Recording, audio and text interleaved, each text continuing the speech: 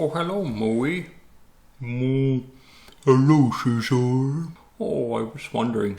I need to get some milk. Do you know where I can get some? Of course. I'm a cow. You can get your milk here from my udder. Oh, that's great. Yes, it's a win-win. Oh, really? How so? Well, I have the milk and I need to get it out, and you need the milk. Oh, that's great. Let me... Oops. Oh, man. I forgot to bring my cup. I gotta go back home. No. You can use your mouth. That's a win-win-win.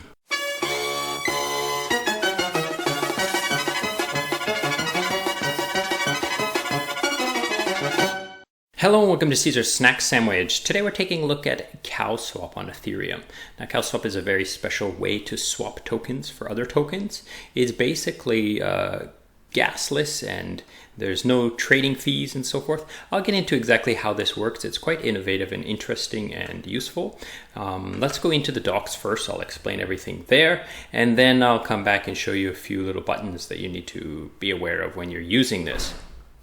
So if we go to the docs here, it's basically click about up here. You get this small summary of what CowSwap is. And there are two ways that tokens get swapped. And they call it CowSwap because of these coincidence of wants. So what a coincidence of wants is basically there are cows that want to make the same or the opposite swaps, right? And why not swap with each other? Because if I swap with you and you swap with me, then there's no trading fee between the AMM, the liquidity pools. So let's go through a quick example to try to understand this. Let's say this cow here, he has 1,000 US dollars worth of ETH and he wants to sell it for USDC. And this guy here has this cow here has $500 worth of USDC and he wants to buy ETH. They can just swap with each other. And then he would have $500 worth of ETH that he still wants to sell. And if there are no cows around, then that $500 will be sent to the AMM and swapped via that way. So the benefit of this is twofold. The first benefit is these guys have better trading experience in the sense that they don't have to pay as much fees, so they get a better price. And then there's also this entire thing is done off chain and that becomes gasless. So let's go down here to it says no gas fees. So because when you want to make a swap on this, you don't have to, it's sent to the Genos platform or the Genos ecosystem, and they compile all the transactions into a single transaction, and then when it's time they send that single transaction to the blockchain, to the Ethereum blockchain. So you don't have to pay the gas in the sense the gas will be paid, but it's not paid by every individual trade. So it's kind of more like an aggregator, kind of like a roll up in a sense, where all the trades get all computed off chain, and then the final result of that is sent to chain.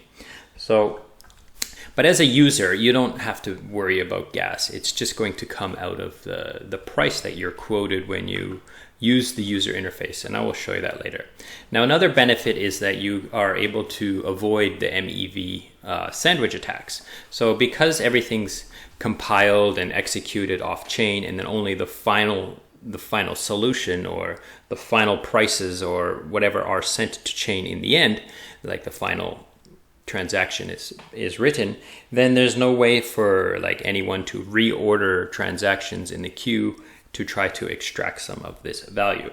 Now, if you go down here to click this FAQ, I would suggest you do it. It's quite in depth. It talks a lot about, we will help you understand a lot more what's going on. But I'm not going to read through all of this, but I suggest you to read it and try to understand quite well what's going on and how things are working.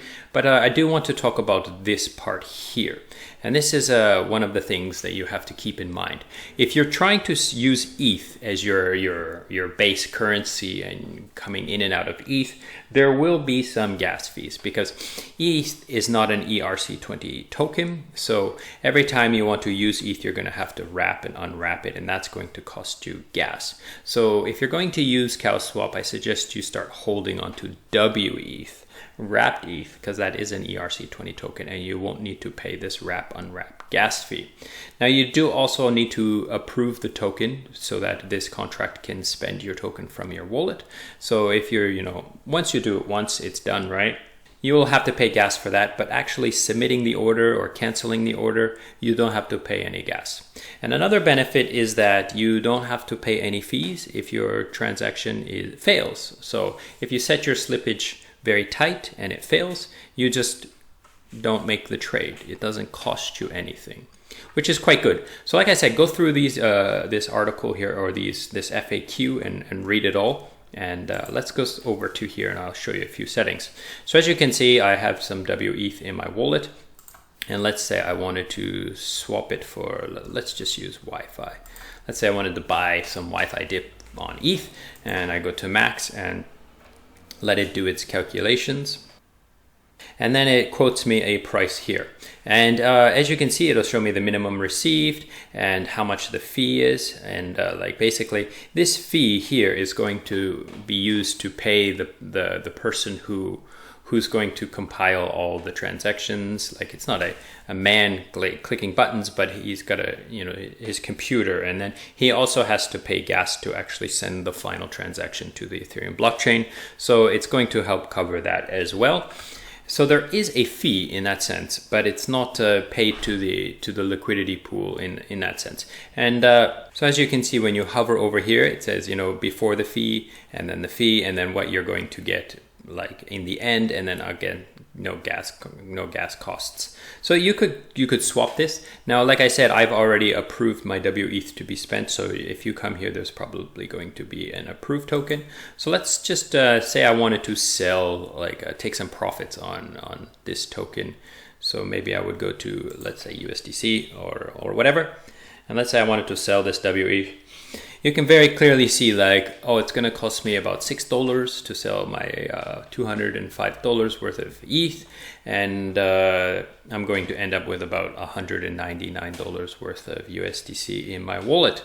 Now let's go into the settings here. You can set your slippage very tight. And like I said, if you set it very, very tight, then the transaction would just fail and you would have to just basically do it again. Now, this is the interesting part here. Transaction deadline, you can set how long you want to wait before it just automatically fails. Now, when I first saw this, I thought it might be a way for me to set up how long I'm willing to wait for other cows to come along and make a trade with me. However, this is not the case.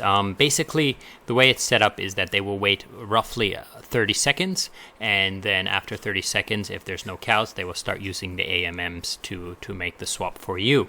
It would be nice if it was clearly shown somewhere in the UI that how much of this is going to be done based on the current coincidences of wants. However, there's nothing in here right now, so maybe this can be a suggestion for them to try to add some sort of feature in here that explains that. That pretty much covers it. I don't have a 100% understanding of what's going on in all this. I did read the docs quite a couple times. I did read this FAQ, so I have a pretty good understanding what's going on, but I would suggest you to come and read this quite clearly. Make sure you understand what's going on. This is a beta, in a sense that it is testing in production, so to speak. So, use it at your own risk, but I like the idea. I think it's clever, and I think it's worth using. And if there is enough cows in the field and a lot of people are, using this kind of system to make swaps, then there will be a lot more coincidences of wants and a lot more better trading experiences, prices for people. And but it does depend on other people using it and so forth. Now, the last thing I want to say is that they are aggregating other AMMs. So if your swap doesn't have any other cows to swap with, and so it uses other AMMs. So they're in the protocol here, or in the docs here, it says that they're using Uniswap, but they're going to add more. I've heard that they're actually using the aggregators now, so that might be something worth looking into and double checking. I've heard that they're using Matcha and all this kind of stuff. Okay, so thanks so much for watching. This is just a quick little overview, and goodbye.